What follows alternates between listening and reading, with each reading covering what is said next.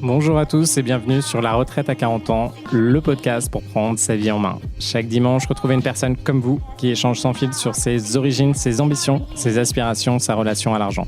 Je m'appelle Victor Laura, je suis l'expert français du frugalisme et du mouvement FIRE, Financial Independence and Retire Early, indépendance financière et retraite précoce.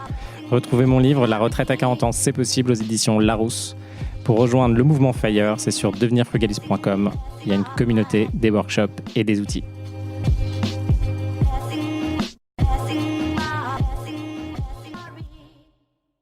Bonjour à tous et bienvenue dans un nouvel épisode de La Retraite à 40 ans. Aujourd'hui, on va reprendre un petit retour sur un membre de mon coaching. Il s'appelle Fred et déjà, bienvenue et bravo Fred. Il est du groupe 47, donc c'est mon 47e groupe en IMO. Et il me dit, voilà, j'ai enfin trouvé mon premier immeuble de rapport, je vais signer le compromis. Alors ça aura pris un petit peu plus de temps, donc pour ceux qui sont les plus chauds d'entre vous, en 2 semaines, on trouve un deal. Là, Fred, ça fait quand même 6 mois. 6 mois qu'on est dessus, mais bravo Fred, je suis vraiment content. J'aimerais bien avoir tes conseils pour la suite, voir comment me structurer pour enchaîner sur un deuxième, un troisième investissement d'ici 1 ou 2 ans pour atteindre un objectif FIRE qui me plairait bien. Sinon, je voulais aussi te parler d'un petit side project de déco, design intérieur, avoir ton avis. Eh bien, ça, c'est super. Donc là, Fred, je vais le voir. Pour ceux qui ne le savent pas, je fais des office hours avec mes groupes. Alors, j'ai différents groupes, mais là, c'est le groupe IMO. Donc, c'est le mercredi soir à partir de 18h jusqu'à 20h. Donc, c'est ce que je fais le mercredi soir. Donc là, Fred, si tu m'entends, en tout cas, on se retrouve à ce moment-là. Et je vais vous répondre un petit peu à tous dans cette situation-là. Comment on fait pour démultiplier les investissements de façon classique? Alors, vous avez plusieurs éléments. Ça va reposer sur votre salaire déjà dans un premier temps. Combien vous gagnez? Et vous le savez, il y a, même si les banquiers ne vous le disent pas, et c'est tout à fait normal, ils vous analysent en fonction de combien vous gagnez tous les mois. Et ça permet, eux, de regarder un risque. En fait, ils ont une matrice de risque à peu près faite en interne. Alors, j'aimerais bien voir quels sont les critères pour faire la matrice de risque. En gros, vous avez...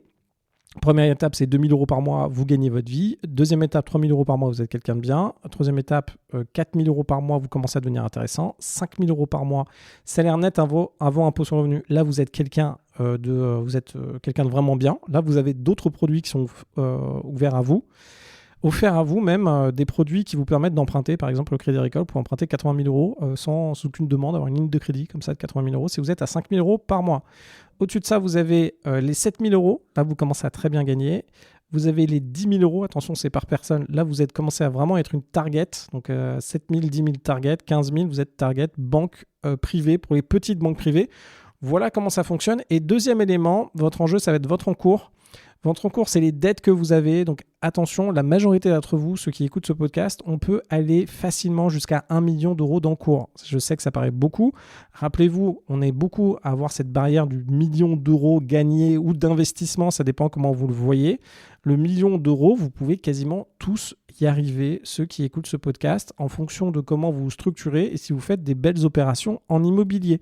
Si vous voulez le faire, vous venez avec moi et je vous montre comment on le fait concrètement. Donc, il y a ce premier million d'encours. Grosso modo, vous pouvez tous y arriver. Je vous le dis directement, il y a des personnes qui gagnent 2 000 euros à la SNCF et qui y arrivent. Donc, vous pouvez largement le faire.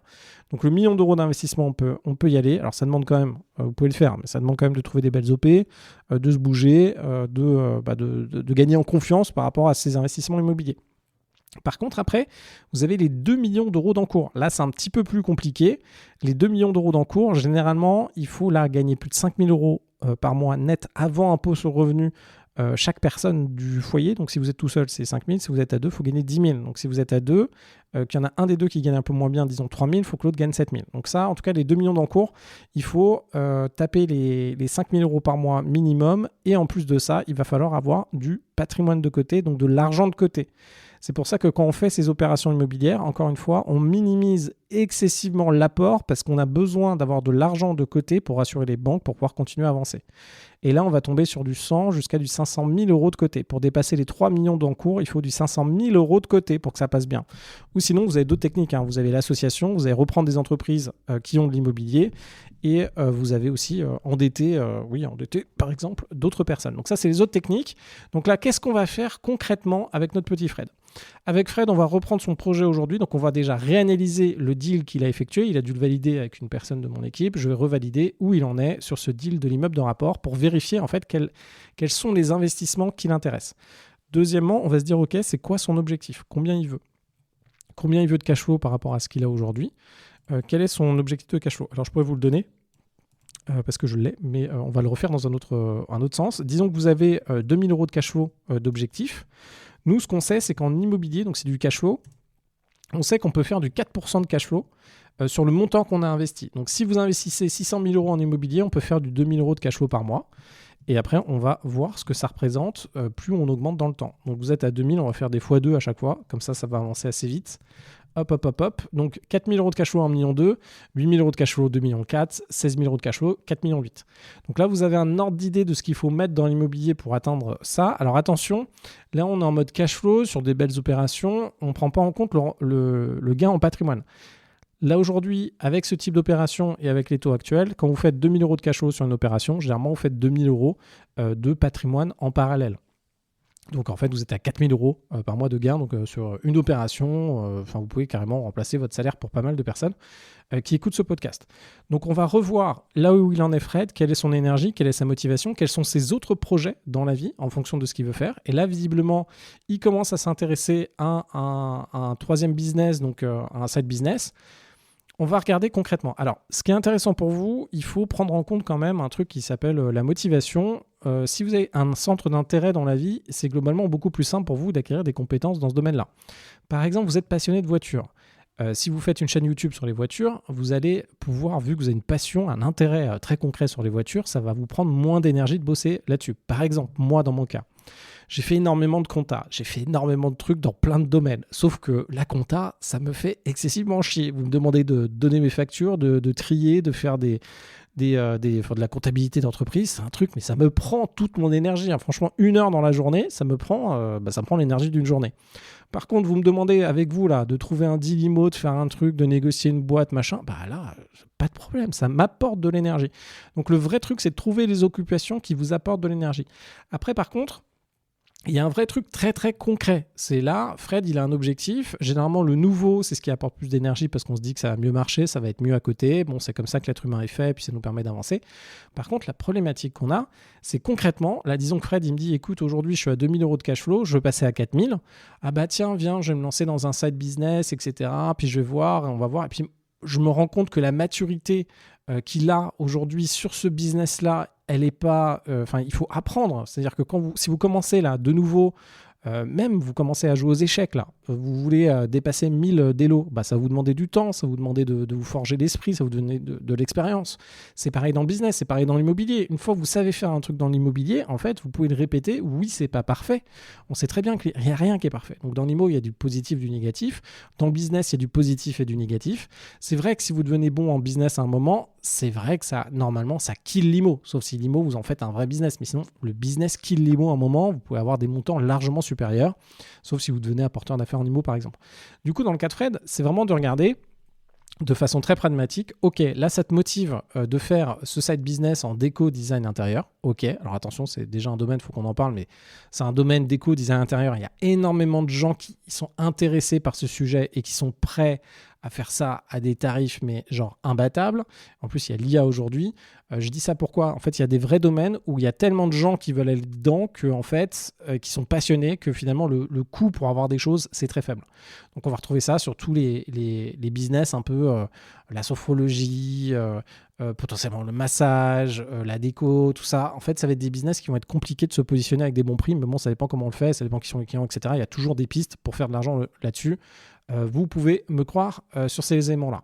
Donc en tout cas, dans le cas de Fred, c'est de se dire, ok, donc là, soit je refais un immeuble, et là, ce qui est intéressant, c'est le troisième investissement d'ici 1 à 2 ans. Donc il faut voir pourquoi il dit d'ici 1 à 2 ans. Donc soit c'est parce que ça lui a pris de l'énergie, soit c'est parce qu'il a besoin d'avoir des fonds supplémentaires, soit il est en train de repousser ce passage à l'action d'ici 1 à 2 ans. Je me dis, tiens, pourquoi il ne veut pas l'enchaîner tout de suite ? Quelqu'un qui est vraiment au taquet, Alors, ça dépend aussi de votre personnalité. Me dire, ah putain, Victor, je vais en faire un tout de suite là. Comment je fais pour en faire un autre tout de suite? Donc, on va voir de ce côté-là. Et après, il y a ce business à côté. Vérifier si le business, c'est une fuite ou pas. Et aussi vérifier quelle est sa faculté de réussir à atteindre ses objectifs de façon pragmatique en faisant un business ou en faisant un immeuble supplémentaire. Pour la majorité d'entre nous, en fait, c'est les trucs les moins fun qui nous font atteindre nos objectifs. Donc, dans son cas, s'il veut 1000 euros de cash flow supplémentaire, ce sera sûrement de faire un immeuble et viens, on fait ça tout de suite. On consolide l'immeuble qu'il a déjà fait. On fait une autre opération tout de suite. S'il a des problématiques et des limites sur le cash en financement, on trouve des solutions. Donc, il y a des nouvelles banques qui rentrent en compte. On peut faire du crédit hypothécaire. On peut faire plein de choses supplémentaires. On peut faire des associations. En fonction s'il est chaud dans sa région, je peux le mettre avec des personnes qui ont des moyens. Donc, peut-être ceux qui écoutent ce podcast aujourd'hui et qui ont envie de fonctionner en association. Je pense qu'à un moment, l'immobilier en association, il faut vraiment le voir comme si on devient actionnaire d'une entreprise et comme si on faisait du private equity. C'est-à-dire qu'à un moment, l'immobilier, associez-vous avec des mecs qui font beaucoup d'immo, qui sont habitués à gérer tout ça et qui ont un vrai gain à continuer là-dedans parce que c'est leur façon à eux d'atteindre leurs objectifs. Et si vous pouvez faire de l'argent autre part ou si vous n'avez plus besoin, vous voulez continuer à vous développer mais vous ne pouvez plus absorber une telle charge de biens, etc., vous pouvez aller là-dedans. Autre élément, donc on va vérifier aussi son business, comment il le fait et quelle est sa sensibilité. Je crois que Fred, en l'occurrence, il n'a jamais fait de business. Je crois qu'il est ingénieur. Il faudrait que je vérifie tout ça. Là, j'ai juste regardé dans mon WhatsApp. Et aussi, moi, ce qui m'intéresserait, c'est de voir finalement ce qu'il a regardé et pourquoi il a validé ce deal-là. Voilà tout le monde. Je voulais vous dire un petit coup de comment ça se passe et quelles sont en réflexion comme ça. Moi, mes questions quand je vois ça, mes questionnements, comment je continuerai. J'espère que ça peut en aider certains d'entre vous. Surtout, restez très très focus sur ce que vous faites. Très focus. Si vous êtes bon dans l'IMO, vous avez fait 1-2 colocs, vous trouvez que c'est quand même un peu dur, etc. Faites-en encore 2, 3. Faites la prochaine, quoi. Faites la prochaine coloc. Faites le prochain immeuble de rapport. C'est souvent là que vous allez faites l'extra mile sur ce que vous avez déjà réalisé parce que vous avez déjà de l'expérience et en fait, vous ne vous rendez pas compte de ce que c'est. D'avoir l'expérience de trouver un bien, de le signer chez le notaire, de faire des travaux, de le louer à des locataires. Tout ça, c'est énormément. Ne négligez pas. Moi, je suis le premier à négliger mes domaines d'expertise. Ne négligez pas votre expertise une fois que vous l'avez fait. Pareil, quand vous êtes dans un secteur, ne négligez pas ce que vous avez déjà réalisé. Et après, effectivement, entourez-vous des personnes qui sont déjà douées dans d'autres domaines pour voir et regarder leur degré de maturité par rapport à où ils en sont pour voir si ça peut être pour vous. Et moi, je vous dis à très vite.